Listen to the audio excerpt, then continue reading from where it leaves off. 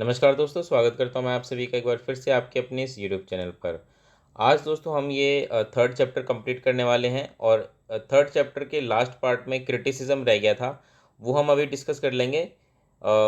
जो third chapter है salient feature of the Indian constitution, उसमें हमने अभी तक लगभग 17 फीचर्स डिस्कस किए थे इससे पहले वाली वीडियोज़ में, और सिर्फ ये एक पार्ट रह गया था क्रिटिसिज्म का। तो इस वीडियो में हम डिस्कस करेंगे डिटेल में कि हमारे इंडियन कॉन्स्टिट्यूशन के क्या क्या क्रिटिसिज्म है और ये क्रिटिसिज्म कितने ज़्यादा लॉजिकल हैं और कहाँ तक ठीक है, ये सारी चीज़ें हम डिस्कस करेंगे। एग्जाम पॉइंट ऑफ व्यू से बहुत ज़्यादा इंपॉर्टेंट है। मेंस में आपसे क्वेश्चन पूछा जा सकता है इससे रिलेटेड कि इंडियन कॉन्स्टिट्यूशन के बारे में जो अगर मान लीजिए आपसे पूछा जाता है तो वहाँ पे हो सकता है आपको क्रिटिसिज्म आपसे पूछ लिया जाए, तो उस दौरान आपको ये सारी चीज़ें पता होनी चाहिए। चलिए वीडियो की शुरुआत करते हैं। सबसे पहले हम डिस्कस करेंगे फर्स्ट क्रिटिसिज्म हमारे इंडियन कॉन्स्टिट्यूशन के बारे में। हमारा जो इंडियन कॉन्स्टिट्यूशन है उसको अक्सर एक बोरोड कॉन्स्टिट्यूशन कहा जाता है। इसका रीज़न क्या है? इसका रीज़न ये है कि क्योंकि हमारा जो कॉन्स्टिट्यूशन जो बनाया गया तो उस वक्त जो कॉन्स्टिट्यूएंट असेंबली थी, उन्होंने उस वक्त की जितने भी ऑल ओवर वर्ल्ड जितने भी कॉन्स्टिट्यूशन उस वक्त प्रेजेंट थे उनको अच्छे से स्टडी किया, और उनमें से जो भी अच्छी चीज़ें थी उनको हमारे कॉन्स्टिट्यूशन में उन्होंने इनकॉर्पोरेट किया। लेकिन कुछ लोग इसको क्या करते हैं, क्रिटिसाइज़ करते हैं। वो इसलिए इसको कहते हैं बोरोड कॉन्स्टिट्यूशन। कई लोग तो इसको कहते हैं बैग ऑफ बोरोविंग्स, हॉच पॉच कॉन्स्टिट्यूशन। इस तरीके से नए नए नाम देते हैं और इस कॉन्स्टिट्यूशन की आलोचना करते हैं। लेकिन अगर हम बात करें कि ये जो क्रिटिसिज्म है ये कहाँ तक ठीक है, अगर आप देखेंगे तो हमारा ये जो क्रिटिसिज्म है कि हमारा कॉन्स्टिट्यूशन एक बोरोड कॉन्स्टिट्यूशन है, तो ये बिल्कुल ही अनफेयर है और इलॉजिकल भी है। क्योंकि हमने एज इट इज़ कॉपी नहीं की है बाकी जगह से कि भाई प्रोविजंस वहाँ से उठा लिया और as it is copy paste कर दिया। ऐसा कुछ नहीं है। हमने क्या किया है कि जो अच्छे प्रोविजंस थे बाकी कंट्रीज़ के उनको वहाँ से लिया और अपने कंट्रीज़ की नीड के अकॉर्डिंग उसको जो भी नेसेसरी मॉडिफिकेशन होना चाहिए था वो हमने मॉडिफिकेशन किया, और उसके बाद हमने उसको इनकॉर्पोरेट किया ताकि जो इंडियन सोसाइटी है, जो इंडियन कंडीशंस है, उसके अकॉर्डिंग वो एक सूटेबल कॉन्स्टिट्यूशन हमारा बन सके। खुद डॉक्टर बी आर अम्बेडकर ने असेंबली में इसका जवाब देते हुए कहा था, जब उनसे सवाल किया गया कि हमारा कॉन्स्टिट्यूशन एक बोरोड कॉन्स्टिट्यूशन है, तो उन्होंने इसका जवाब देते हुए कहा कि एक बात बताइए कि हमारा कॉन्स्टिट्यूशन जब बन रहा है लगभग 1949 में बन के तैयार हुआ था, और उस वक्त तक लगभग जो पहला रिटर्न कॉन्स्टिट्यूशन आया था उसके लगभग 100 साल बाद हमारा कॉन्स्टिट्यूशन आया था। और जब पहला रिटर्न कॉन्स्टिट्यूशन आया उसके बाद कई देशों ने अपने कॉन्स्टिट्यूशन रिटर्न मतलब उससे पहले रिटर्न कॉन्स्टिट्यूशन होते नहीं थे। जैसे हम जानते हैं ब्रिटेन में अभी भी अनरिटर्न कॉन्स्टिट्यूशन है। तो बहुत सारे देशों ने अपना एक रिटर्न कॉन्स्टिट्यूशन बनाया और नेसेसरी चेंजेस जो भी मॉडिफिकेशन वो करते थे उन्होंने किया। तो बी आर अम्बेडकर ने इसका जवाब देते हुए कहा कि अब तक इतने सारे रिटर्न कॉन्स्टिट्यूशन हैं और उसमें ज़्यादा चेंजेस हमें देखने को मिलते नहीं हैं, है ना। क्योंकि लगभग 100 साल हो चुके हैं जब पहला रिटर्न कॉन्स्टिट्यूशन बना, और तब से लेके अब तक बाकी देशों ने भी तो अपना रिटर्न कॉन्स्टिट्यूशन बनाया ना, उन्होंने ज़्यादा कोई चेंज तो किया नहीं। और हम भी ज़्यादा चेंजेस क्या कर सकते हैं, हम कोई ज़्यादा चेंज कर नहीं सकते, क्योंकि हम ज़्यादा से ज़्यादा क्या करेंगे कि जो भी प्रोविज़न्स हैं उनको हम अपने कंडीशंस अपने जो उसमें मान लीजिए उस प्रोविज़न में कोई फॉल्ट्स है उसको हम करेक्ट कर सकते हैं, है ना। या कुछ चेंजेस हम अपने इंडियन कंडीशंस के अकॉर्डिंग उसमें कर सकते हैं। इससे ज़्यादा चेंजेस हम नहीं कर सकते, स्कोप ही नहीं है ज़्यादा चेंजेस करने का। तो खुद बी आर अम्बेडकर ने इस बात को कहा कॉन्स्टिट्यूशन में कि हमारा कॉन्स्टिट्यूशन बोरोड है लेकिन एक बेस्ट कॉन्स्टिट्यूशन हमने बनाया है। इसके बाद अगला जो क्रिटिसिज्म है जो लोग अक्सर करते हैं वो है carbon copy of government of India act 1935। इससे पहले जब हम सेलिएंट फीचर डिस्कस कर रहे थे उस वक्त हमने डिस्कस भी किया था कि किस तरीके से हमारा जो कॉन्स्टिट्यूशन है उसमें डिफरेंट सोर्सेज से प्रोविजंस लिए गए हैं, और उसमें सबसे ज़्यादा इंपॉर्टेंट कंट्रीब्यूशन किसका है, गवर्नमेंट ऑफ इंडिया एक्ट 1935 का है। तो इतना ज़्यादा वहाँ से प्रोविजंस लिए गए हैं कि कई लोग तो इसको कार्बन कॉपी कह देते हैं कि कार्बन कॉपी है गवर्नमेंट ऑफ इंडिया एक्ट 1935, एक तरीके से कार्बन कॉपी है। कई लोग इसको और ज़्यादा क्रिटिसाइज करते हुए कहते हैं कि ये तो अमेंडेड वर्जन है 1935 एक्ट का। खुद जो एक एन श्रीनिवासन थे जो कि खुद उस वक्त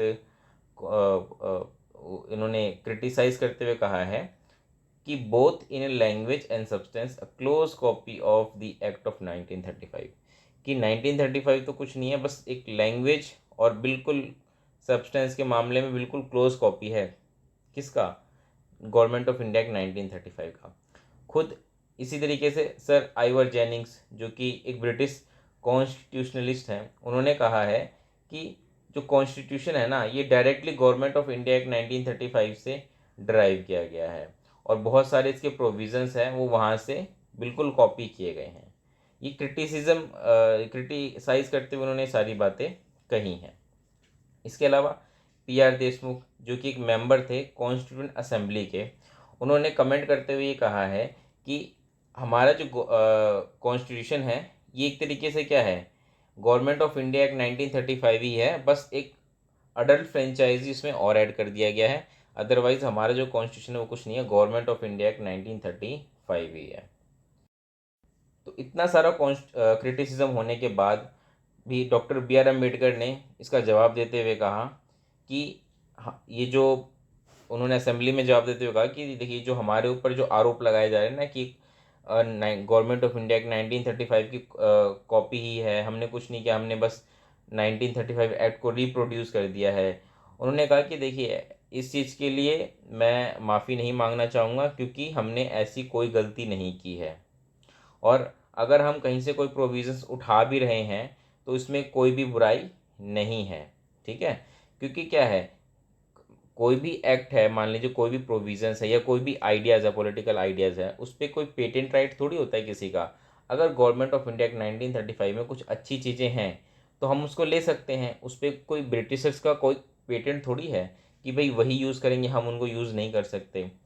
तो अगर कोई चीज़ अच्छी है तो हम उसको यूज़ कर सकते हैं, इसमें कोई बुराई नहीं है। ये खुद बी आर अम्बेडकर इस बात को कहते हैं। हाँ, लेकिन वो ये ज़रूर कहते हैं कि हमने एक चीज़ ऐसी की है जिसके लिए मैं माफ़ी मांगना चाहूँगा। वो कहते हैं कि हमने जो गवर्नमेंट ऑफ इंडिया की 1935 है ना, उसमें से मोस्टली जो एडमिनिस्ट्रेटिव प्रोविजंस हैं, जो एडमिनिस्ट्रेशन से रिलेटेड जो डिटेल्स हैं, वो भी हमने कॉपी कर लिया है, जो कि हमें नहीं करना चाहिए था। लेकिन उसका भी रीज़न था।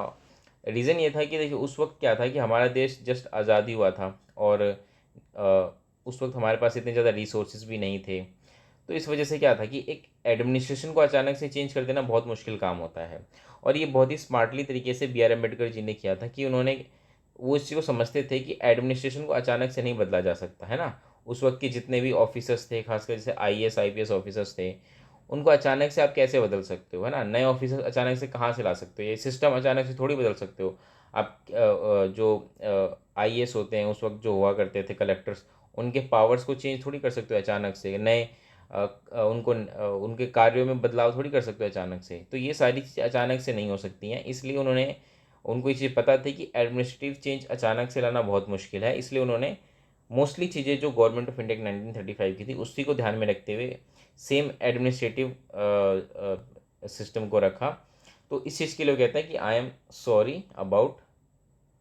तो ये पूरा था कार्बन कॉपी ऑफ एक्ट, जो कहते हैं carbon copy of government of India act 1935, जो एक क्रिटिसिज्म है। अगला जो इम्पोर्टेंट क्रिटिसिज्म बताते हैं वो है एन अन इंडियन और एंटी इंडियन। अब ये अन इंडियन और एंटी इंडियन क्यों बताते हैं? क्योंकि कई लोग इसको क्रिटिसाइज़ करते हुए कहते हैं कि हमारा जो कॉन्स्टिट्यूशन है ना, ये हमारा जो अ, इंडिया का जो स्पिरिट है, जो पॉलिटिकल ट्रेडिशन है, उसको रिफ्लेक्ट नहीं करता। ऐसा लोग इसको क्रिटिसाइज़ करते हुए कहते हैं। वो कहते हैं कि हमारे कॉन्स्टिट्यूशन का एक फॉरेन नेचर है और इस वजह से ये जो इंडियन सिचुएशन है उसमें सूटेबल नहीं है और ये यहाँ पे वर्केबल भी नहीं होगा। ऐसा लोग क्रिटिसाइज़ करते हुए कहते हैं। यहाँ तक कि आप देख सकते हैं तस्वीर में, ये तस्वीर है के हनुमंतैया की, जो कि मेंबर थे कॉन्स्टिट्यूंट असेंबली के। इन्होंने खुद इसको क्रिटिसाइज़ करते हुए कहा था कि हम तो चाहते थे कि हमारा जो कॉन्स्टिट्यूशन है वो एक तरीके से जैसे वीणा और सितार होती है ना, हम तो उसका म्यूज़िक चाहते थे, लेकिन हमें मिला क्या, हमें एक इंग्लिश बैंड दे दिया गया। तो उनके कहने का मतलब क्या था, वो ये कहना चाहते थे कि हम चाहते थे कि कॉन्स्टिट्यूशन जो है वो एक Indian culture, Indian tradition, political tradition के हिसाब से हो, लेकिन हमें क्या दे दिया गया, हमें एक फॉरेन नेचर का कॉन्स्टिट्यूशन बनाकर दे दिया गया। ये कहना था के हनुमंतैया का। उनको क्रिटिसाइज़ करते हुए उन्होंने ये बातें कही हैं। इसके अलावा लोकनाथ मिश्रा, जो कि खुद वो भी कॉन्स्टिट्यूंट असेंबली के मेंबर थे, उन्होंने इसको क्रिटिसाइज़ करते हुए कहा है कि ये तो एक स्लेविश इमिटेशन है वेस्ट का। मतलब पूरा हमने वेस्ट की कॉपी कर रखी है इस तरीके से। वहीं दूसरी तरफ लक्ष्मण नारायण साहू, जो कि भी वो भी एक कॉन्स्टिट्यूशन असेंबली के मेंबर थे, उन्होंने कहा था कि ये जो हमारा कॉन्स्टिट्यूशन बनाया गया है ना, ये मेनली क्या है, ये मेनली फंडामेंटल जो स्पिरिट है ना इंडिया का, उस पर बेस्ड नहीं है बिल्कुल भी, उससे इसका कोई लेना देना नहीं है। ये जो आइडियल्स हैं जो हमारे कॉन्स्टिट्यूशन में है, उसका इंडियन स्पिरिट से लेना देना कुछ भी नहीं है, और ये जो कॉन्स्टिट्यूशन है ये ज़्यादा दिन तक नहीं चलेगा।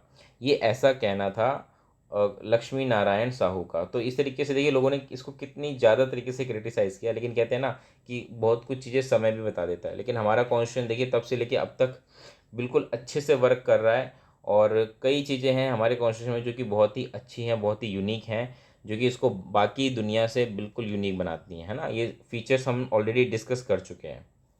चलिए, नेक्स्ट क्रिटिसिज्म जो लोग करते हैं वो कहते हैं ये एक अन गांधीयन कॉन्स्टिट्यूशन है। अब अन गांधीयन कॉन्स्टिट्यूशन होने का मतलब क्या है कि लोग कहते हैं कि ये जो महात्मा गांधी की फ़िलॉसफ़ी थी ना, ये उस पर बिल्कुल भी बेस्ड नहीं है। तो अब इसको भी लोग क्रिटिसाइज़ करते हुए कहते हैं कि जैसे महात्मा गांधी चाहते थे कि हमारे यहाँ पंचायत सिस्टम हो, डिस्ट्रिक्ट पंचायत हो, तो ये सब चीज़ें हमारे कॉन्स्टिट्यूशन में नहीं रखी गई हैं। लेकिन अगर आप देखें तो ओरिजिनली तो ये सब चीज़ें नहीं थी, लेकिन आज के समय में जैसे हम जानते हैं 73rd अमेंडमेंट एक्ट हो गया, 74th अमेंडमेंट एक्ट हो गया, उसके तहत लोकल गवर्नेंस है हमारे यहाँ, है ना। तो ये क्रिटिसाइज़ करते हैं। अब देखिए इसमें भी के हनुमंतैया क्रिटिसाइज़ करते हुए क्या कहते हैं कि ये जो कॉन्स्टिट्यूशन है ना, ये बिल्कुल ऐसा ही कॉन्स्टिट्यूशन बनाया गया जैसा महात्मा गांधी बिल्कुल भी नहीं चाहते थे, वैसा ही बना दिया गया। और इसके अलावा टी प्रकाशम, जो कि एक वो भी मेंबर थे कॉन्स्टिट्यूशन असेंबली के, उन्होंने तो क्रिटिसाइज़ करते हुए यहाँ तक कह दिया कि जो अंबेडकर और गांधी जी की आपस में बनती नहीं थी, पॉलिटिकल डिफरेंस हो, आइडियोलॉजिकल डिफरेंस था दोनों के बीच में, और इस वजह से अंबेडकर जी ने इस तरह का कॉन्स्टिट्यूशन बना दिया गया जो कि गांधीयन आइडियाज़ के खिलाफ था। तो ये देख सकते हैं आप किस तरीके से लोग क्रिटिसाइज़ करते हैं हमारे इंडियन कॉन्स्टिट्यूशन को। नेक्स्ट है एलिफेंटाइन साइज हमारे इंडियन कॉन्स्टिट्यूशन का। अब देखिए हमारा जो इंडियन कॉन्स्टिट्यूशन है ये वर्ल्ड का सबसे लेंथीएस्ट रिटन कॉन्स्टिट्यूशन है, ये हम जानते हैं।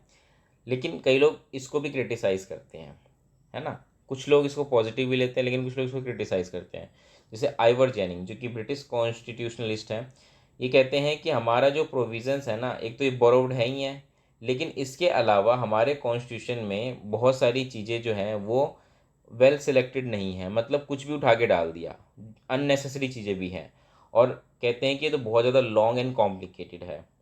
इसके अलावा एच वी कामत, आप तस्वीर में भी देख सकते हैं, एच वी कामत जो कि एक मेंबर थे कॉन्स्टिट्यूशन असेंबली के, वो तो कहते हैं कि हमारा जो कॉन्स्टिट्यूशन है ना, ये बिल्कुल वैसे ही है जैसे कि हमारा एम्बलम, जो कॉन्स्टिट्यूशन असेंबली ने जो एम्बलम अपना सेलेक्ट किया था ना, जो कि एक एलिफेंट ही था, बिल्कुल उसी साइज़ का आपने बना दिया है हमारे कॉन्स्टिट्यूशन को ही।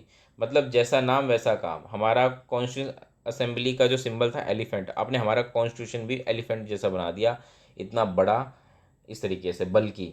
तो इस तरीके से लोग क्रिटिसाइज़ करते हैं, है ना। अब अगला है क्रिटिसिज्म, वो है पैराडाइज ऑफ द लॉयर्स, यानी कहते हैं कि हमारा जो कॉन्स्टिट्यूशन है उसमें जो लॉयर्स हैं, जो लीगल्स हैं, उनका ज़्यादा इंटरफेरेंस है, उनका ज़्यादा इस पर इन्फ्लुएंस है। अब आइवर जेनिंग्स इसको क्रिटिसाइज़ करते हुए कहते हैं कि ये तो लॉयर्स पैराडाइज है, लॉयर्स पैराडाइज, है ना। एच के महेश्वरी, जो कि कॉन्स्टिट्यूशन असेंबली के मेंबर थे, वो कहते हैं कि हमारा जो कॉन्स्टिट्यूशन है ना वो बहुत ही ज़्यादा लिटिजियस है। लिटिजियस मतलब जो लीगली होती हैं चीज़ें, उससे उससे रिलेटेड होता है, और ज़्यादातर लोग लॉ कोड्स हो गए उन पर बेस्ड है। और ये बिल्कुल भी जो हम कहते हैं ना कि सोशो पॉलिटिकल होना चाहिए, वैसा बिल्कुल भी नहीं है। तो इस तरीके से लोग इसको क्रिटिसाइज़ करते हैं।